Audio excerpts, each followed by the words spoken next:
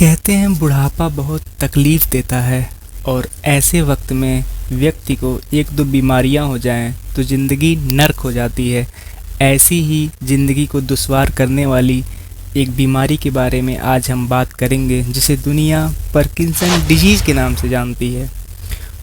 Parkinson रोग एक neurological disorder है जो ब्रेन के एक विशेष हिस्से में सेल्स के डैमेज होने के कारण होता है। यह रोग मुख्य रूप से उन लोगों को प्रभावित करता है जो 60 वर्ष से अधिक आयु के होते हैं, लेकिन कभी कभी यह कम उम्र के व्यक्तियों में भी देखा जा सकता है। इस रोग में शरीर के सामान्य कार्य जैसे चलना, लिखना और बोलना प्रभावित होता है। पार्किंसन रोग एक प्रोग्रेसिव न्यूरोलॉजिकल डिसऑर्डर है, जिसका मतलब है कि यह समय के साथ धीरे धीरे बढ़ता है। यह मस्तिष्क के उस हिस्से को प्रभावित करता है जो शरीर के मूवमेंट और बैलेंस को नियंत्रित करता है। पार्किंसन रोग में मस्तिष्क के एक खास हिस्से में डोपामाइन नामक रसायन की कमी हो जाती है। डोपामाइन एक तरह का न्यूरोट्रांसमीटर है जो मस्तिष्क के नर्व सेल्स के बीच में संदेश भेजने में मदद करता है। इसकी कमी से शरीर के अंगों में कंपन, कठोरता और धीमी गति से मूवमेंट होने लगता है। पार्किंसन रोग के लक्षण धीरे धीरे बढ़ते हैं। शुरुआत में तो ये हल्के होते हैं, लेकिन धीरे धीरे गंभीर होते जाते हैं। इनके लक्षणों को दो श्रेणियों में बांटा गया है, एक मोटर यानी गति संबंधी और दूसरा नॉन मोटर यानी गति के अतिरिक्त। तो फर्स्ट मोटर सिम्टम्स। तो मोटर सिम्टम्स में पहला आता है ट्रिमर्स यानी कंपन।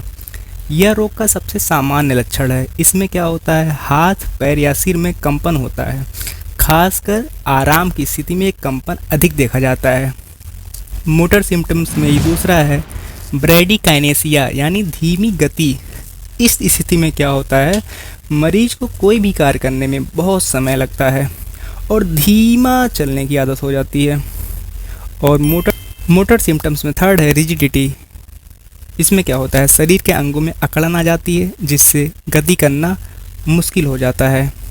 फोर्थ है पोस्चरल इनस्टेबिलिटी। इसमें क्या होता है, मरीज के शरीर का संतुलन बिगड़ जाता है जिससे गिरने का खतरा बढ़ जाता है। अब इसके बाद हम बात करेंगे नॉन मोटर सिम्टम्स की। तो इसमें पहला सिम्टम है स्लीप प्रॉब्लम, यानी पार्किंसन रोग में मरीज को नींद न आने की समस्या हो सकती है। सेकंड है मूड चेंजेज। इसमें डिप्रेशन और एंजाइटी की समस्या इस रोग से ग्रस्त लोगों में आम होती है। थर्ड है लॉस ऑफ मेमोरी, यानी धीरे धीरे रोगी की जो स्मरण शक्ति है, याद करने की जो क्षमता है, वो कम होने लगती है, जिससे रोज़मर्रा के कार्यों में भी उसको दिक्कत आने लगती है। और नॉन मोटर सिम्टम से लास्ट बचा है लॉस ऑफ स्मेल, यानी जो गंध पहचानने की क्षमता होती है वो भी धीरे धीरे ख़त्म होने लगती है। पार्किंसन रोग के कारणों का पूरी तरह से पता तो नहीं चला है, लेकिन इसके कुछ संभावित कारण हो सकते हैं, जिसमें पहला है जेनेटिक्स। अगर किसी के परिवार में पहले से ही किसी को यह बीमारी रही हो तो उसमें यह होने की संभावना अधिक हो सकती है। Second, environmental factor.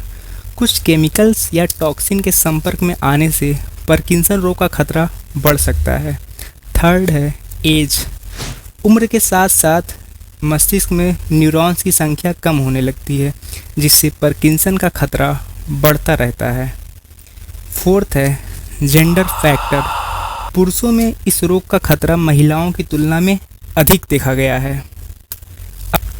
अब बात करेंगे डायग्नोसिस की। पार्किंसन रोग का कोई विशेष टेस्ट तो नहीं होता है, लेकिन न्यूरोलॉजिस्ट कुछ फिजिकल एंड न्यूरोलॉजिकल एग्जामिनेशन के माध्यम से इस बीमारी को डायग्नोज कर सकते हैं। और डॉक्टर मरीज़ की मेडिकल हिस्ट्री और सिम्टम्स का एनालिसिस करते हैं। इसके अलावा MRI और CT स्कैन जैसे टेस्ट भी कराए जा सकते हैं ताकि अन्य बीमारियों को इससे अलग किया जा सके। अब अंत में बात करेंगे ट्रीटमेंट की। तो पार्किंसन रोग का कोई पूर्ण इलाज नहीं है, लेकिन इसके लक्षणों को कम करने के लिए कुछ उपचार और थेरेपी उपलब्ध हैं। First, medication. पार्किंसन रोग में मुख्य रूप से डोपामाइन की कमी होती है, इसलिए मरीजों को दवाइयाँ दी जाती हैं जो मस्तिष्क में डोपामाइन के स्तर को बढ़ाती हैं। उदाहरण के लिए लेवोडोपा जो सबसे अधिक प्रभावी दवा मानी जाती है। Second, physiotherapy. इस थेरेपी से मांसपेशियों की कठोरता और कंपन को कम किया जा सकता है। Third, deep brain stimulation. इस प्रक्रिया में मस्तिष्क में इलेक्ट्रोड्स लगाए जाते हैं जो विद्युत संकेतों के माध्यम से मस्तिष्क के प्रभावित हिस्से को उत्तेजित करते हैं। Fourth, exercise. नियमित व्यायाम मांसपेशियों की शक्ति और लचीलापन बढ़ाने में मदद करता है, जिससे संतुलन में सुधार हो सकता है। अगर आपको यह वीडियो जानकारी पूर्ण लगी हो तो इसे लाइक और शेयर करें और चैनल को सब्सक्राइब करें ताकि आपको ऐसी ही महत्वपूर्ण वीडियो मिलती रहे। धन्यवाद।